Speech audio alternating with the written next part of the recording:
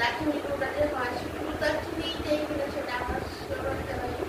আর যদি গুঁড়ো দিতে পারা যেত ভালো কথা, কারণ বাড়িতে করলে সব কিছু ভালো সেভাবে করা যাবে। যেটা শুধু দারচিনি গুঁড়ো, এটার সঙ্গে কিছু মিষ্টি নেই, যাতে এগুলো দেওয়ার হয় এটার সঙ্গে কিছু মিষ্টি করা যাবে।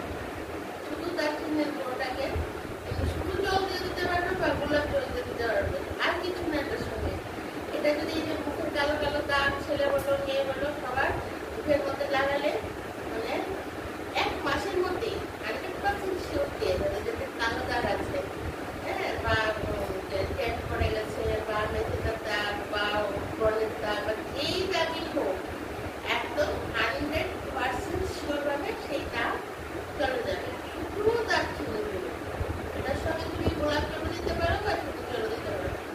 একদম পেস্ট, একদম ভালো করে পেস্ট করতে হবে। পেস্ট করলে তো আর এটা যদি তুমি শিল নোড়াতে বাটো তাহলে এমনি তো শুধু গুঁড়ো করে দিলে একটু পেস্ট করা যাবে না, তো বাটতে হবে ভালো করে।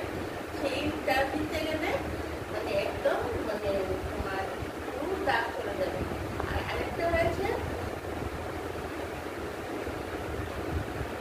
এটাও একদম সহজ। মধু নেবে 1